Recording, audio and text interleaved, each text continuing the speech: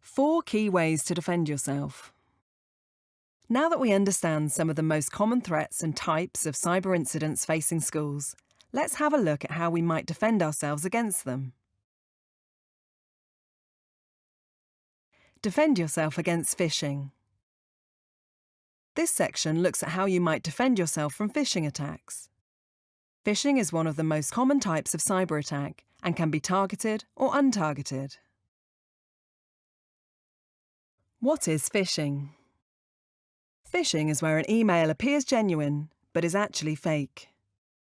It might try and trick you into revealing sensitive information, or it might contain a link to a malicious website or an attachment that is infected with malware.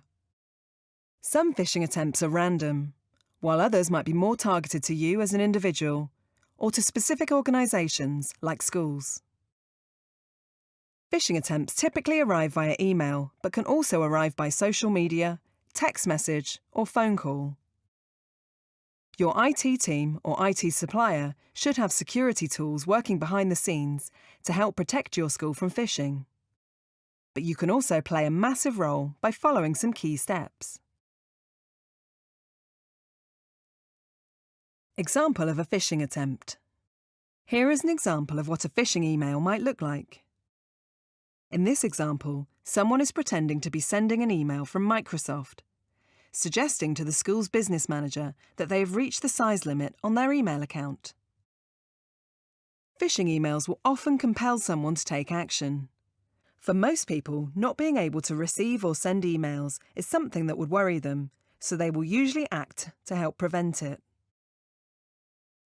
Here, the phishing email is prompting the user to click on a link to increase their email capacity. When the user clicks on the dodgy link, they will be taken to a website that looks like a genuine Microsoft web page. Once the user enters their username and password on this web page, the attacker will have access to these details and will use them to access the business manager's email account. Once the attacker has gained access to the business manager's account, they may steal the school's data or try and use the business manager's email account to phish other users within the school. Usually they might try to convince a parent, supplier, or other member of staff to transfer money to the attacker's bank account. Cyber attackers can use publicly available information about you and your school to help make their targeted phishing attempts look more convincing. This information is often taken from the school's website, social media channels, and professional networking sites. Information known as your digital footprint. We don't advise removing all traces of yourselves from the internet, but we would encourage you to review the privacy settings on your accounts and think about what you post online. For example, 1. Reduce the information available to attackers. Avoid posting specific details about your school and your role, especially if your role involves handling sensitive information about children, the school's finances, or you have highly privileged IT access. 2. Know the influence techniques. You are less likely to fall for a social engineering attack if you know what to look out for. Hallmarks of a phishing attempt include urgency or authority statements that pressure you to act. Checking for poor spelling and grammar is also a good place to start, but this won't apply to all phishing emails. If you have a feeling that something doesn't look quite right, then it probably isn't, and you should ask for help. 3. Know what normal looks like. Cyber attackers using phishing techniques often target certain people and processes in a school.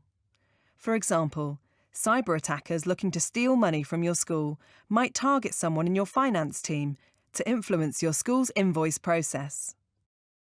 Make sure you know your school's invoice policies and processes so it's easier to spot unusual activity. 4. Don't be too embarrassed to ask for help. Many phishing attacks rely on the victim being too embarrassed to ask colleagues for help. For example, if someone contacts you claiming to have compromising or personal material about you, don't be afraid to raise it with your IT team or manager. Phishing emails might also try and confuse you with technical terms and ask you to pay a ransom for their silence. They may even have discovered one of your passwords through an earlier data breach. This could have come from a website you've previously used that was compromised in the past.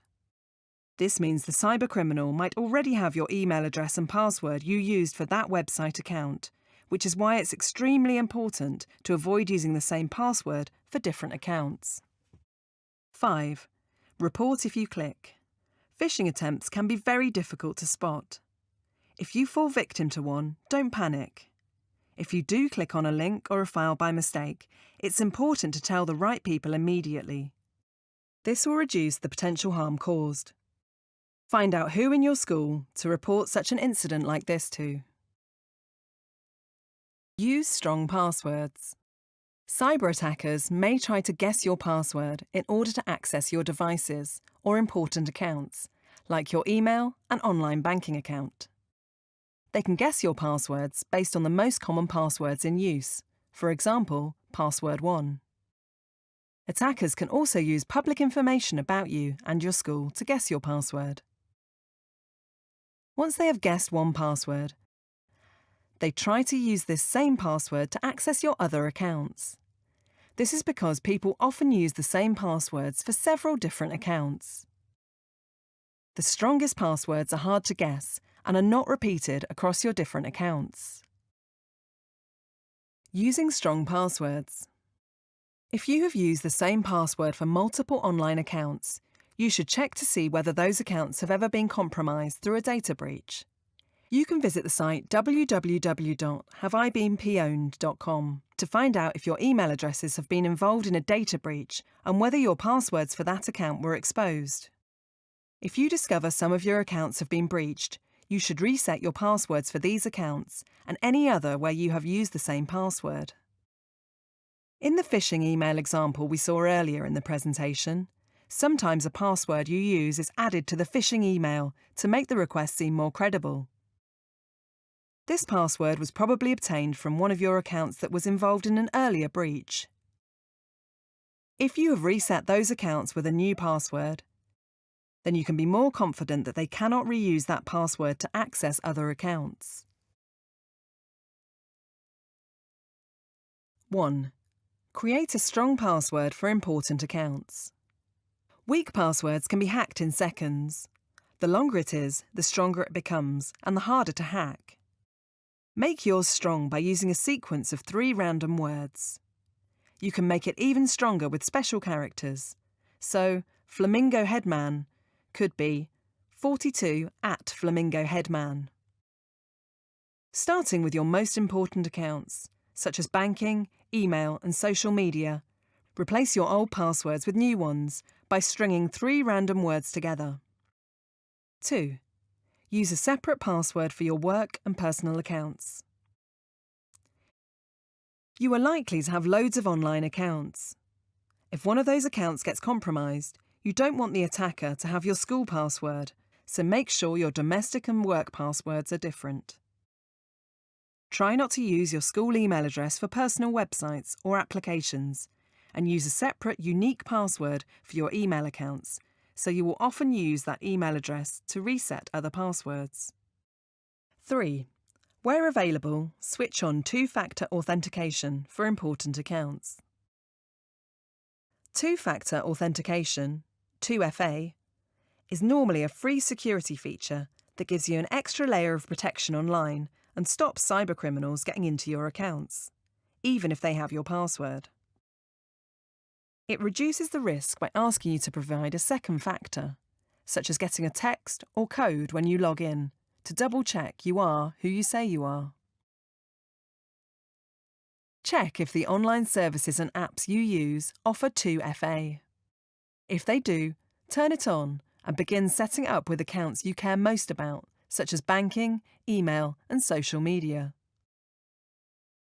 For your school accounts, this may be enabled by your IT team or provider.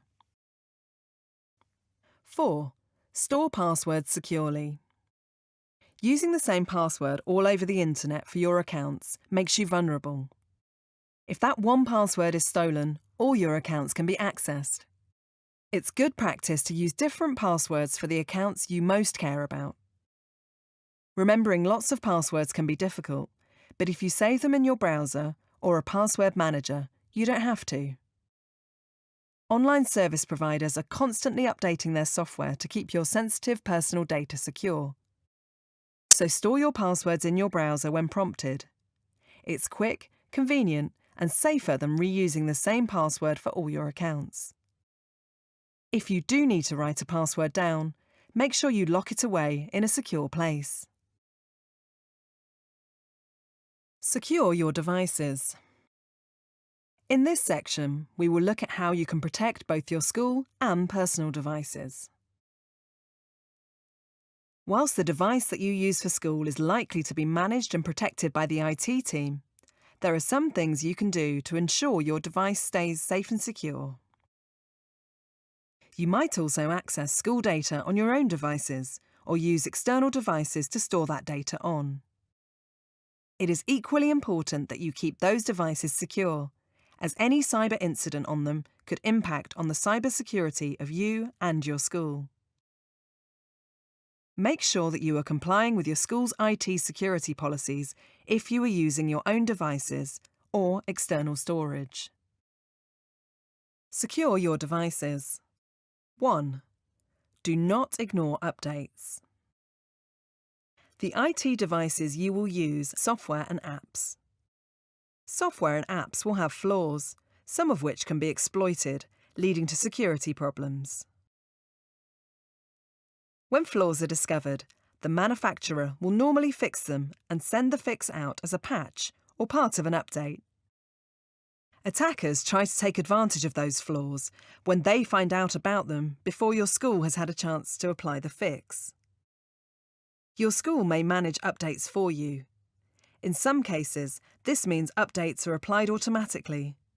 But sometimes you may be prompted to install the update, which you should do. Sometimes the updates are scheduled to update at night. This is perfectly fine. The few minutes it takes to update could save you time and trouble in the long run, and will reduce the risk of you or your school becoming victim of a cyber attack. If you see error messages or you believe software or apps aren't updating as you'd expect, then contact your IT support. 2. Only download software and apps from official app stores.